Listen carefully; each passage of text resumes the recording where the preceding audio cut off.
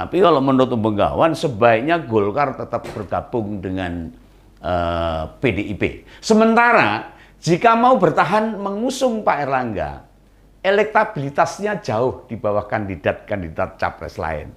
Ya memang sih, Rakernas sudah memutuskan Pak Erlangga sebagai capres dari Golkar. Tetapi realitanya tidak demikian. Makin mendekatinya waktu pendaftaran Pilpres, menjadikan elit Golkar harus segera mengambil sikap. Oh, ragu-ragu ini. Ini bahaya kalau ketinggalan seperti ini. Tetap ngotot mencapreskan Pak Erlangga atau merapat ke koalisi lain. Ini benar-benar ujian yang tidak ringan bagi Golkar.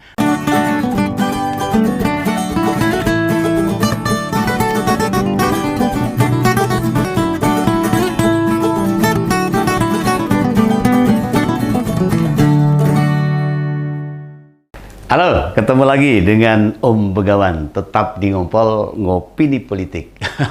Rupanya jelang pendaftaran calon presiden, salah satu partai besar yakni Golkar diguncang isu besar.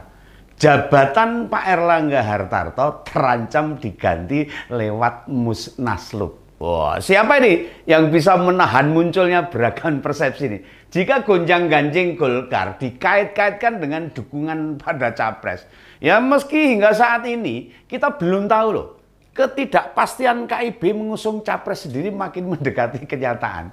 Nah, P3 sudah merapat ke PDIP dengan mendukung Pak Ganjar. Nah, namun PAN ini menggoda Pak Erlangga ini untuk mendaftarkan sendiri dengan pasangan Erlangga Zulhas. Wah, ini kayaknya Golkar tidak pede dengan pasangan itu. Nah, ditambah pemanggilan Ketua Umum Golkar oleh Kejaksaan Agung membuat para petinggi Golkar ini pesimis. Wah, ini berat ini. Seorang Dito, ya ini. Mereka bisa mengusung pasangan bersama PAN sebenarnya. Nah, pemanggilan Pak Erlangga ini juga memunculkan 3 tokoh Golkar yang ingin mengambil alih jabatan Ketua Umum. Ini ada nama Pak Bahlil Lahadalia atau Menteri Investasi Indonesia. Dan juga Pak Luhut Binsar Panjaitan, Menteri Koordinator Maritim dan Investasi. Serta Pak Bambang Susatyo. Nah, apakah faktor pemanggilan Pak Erlangga Hartarto ini menyebabkan Golkar tetap bertahan di KIB? Ini tidak banyak melakukan manuver politik loh. Berbeda dengan parpol lain yang sudah punya kursi di DPR. Golkar memang relatif tidak punya banyak membuka peluang bekerja sama. Ya sepertinya masih lihat-lihat kanan kiri lah. Biasalah Golkar itu ya cari aman kalau menurut Om Begawan ini. Atau merapat ke koalisi lain. Nah, bisa jadi ini pemanggilan Pak Erlangga yang menyebabkan Golkar terkunci. Sebagai partai besar dan berpengalaman selama lebih dari 30 tahun lebih itu. Agak aneh sebenarnya.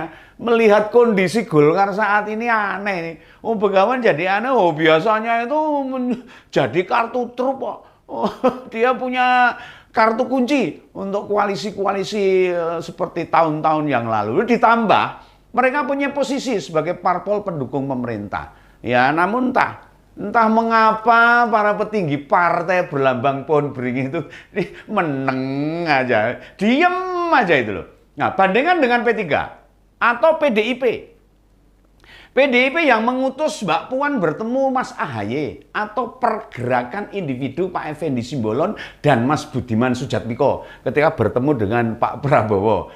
Jadi gonjang-ganjing nih. Juga pergerakan Pak Sandiaga Uno yang kini berada di P3. Juga tidak terlihat terkunci itu. Bebas bergerak.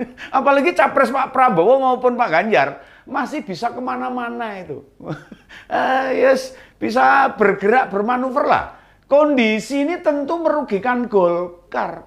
Di saat butuh mengusung capres, mereka malah tersandung masalah internal. Ya, yang perlu kita cermati, pemanggilan Pak Erlangga oleh Kejaksaan Agung tidak dibawa-bawa sebagai upaya penjegalan.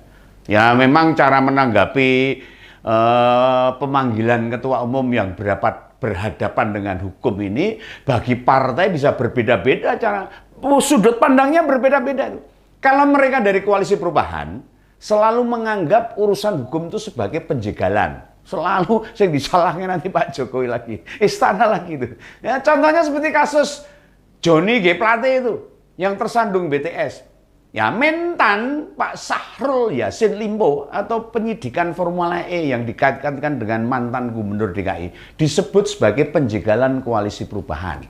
Nanti Pak Jokowi lagi yang disalahkan ini, istana lagi itu. Sedangkan di Golkar itu tidak ada yang mengait-ngaitkan dengan penjagalan.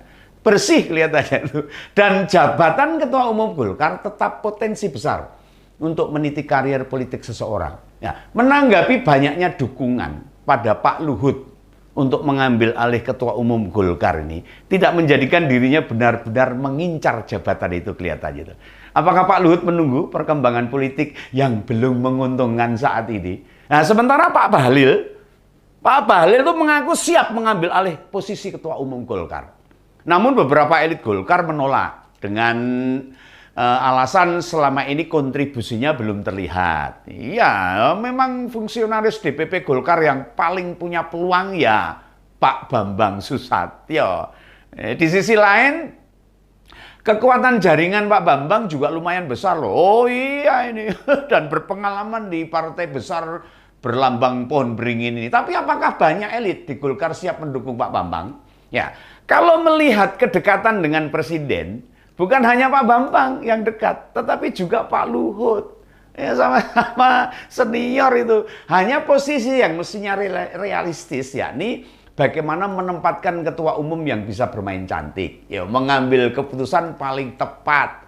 Tidak mudah memutuskan mengganti ketua umum menjelang pilpres saat ini. Ini nggak menguntungkan ya. Ini yang dipikirkan Pak Luhut mungkin seperti ini. Ini berkaitan dengan masa depan Golkar. Apakah masih menjadi partai yang bertahan di semua situasi politik? Atau justru malah ikut tenggelam?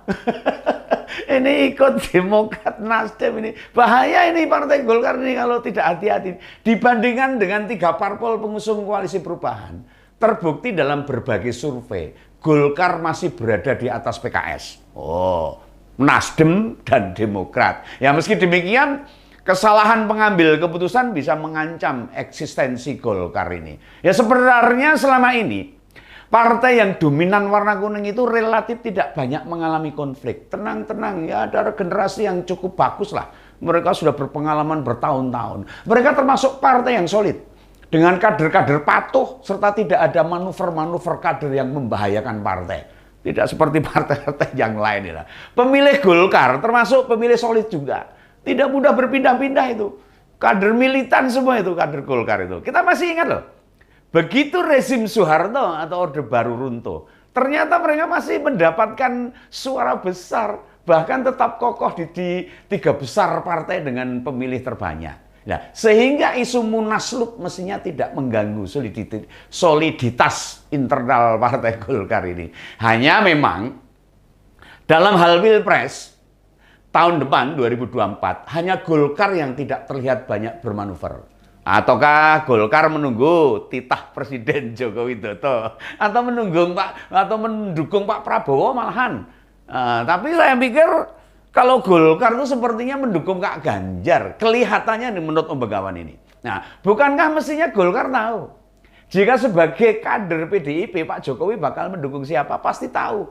Dan Golkar pasti menunggu perintahnya Pak Jokowi. Sedangkan Pak Jokowi saat ini mendukung penuh Pak Ganjar Pranowo sebagai capres dari PDIP untuk tahun 2024. Bahkan baju lurus hitam putih pun dimaknai diberikan usulan oleh Pak Jokowi. Nah, Pak Jokowi bakal mendukung Pak Ganjar dengan munculnya 3 capres.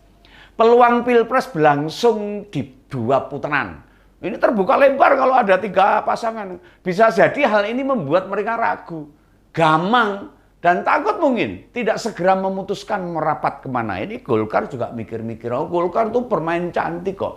Ini ciami ini, kalau menurut Om Begawan ini. Ya, ini partai yang sudah berpengalaman, tentunya tidak akan gerusa-gerusu, tidak sembrono dalam memilih dan merapat ke koalisi mana. Tapi kalau menurut Om Begawan, sebaiknya Golkar tetap bergabung dengan PDIP. Sementara, jika mau bertahan mengusung Pak Erlangga, elektabilitasnya jauh di bawah kandidat-kandidat capres lain.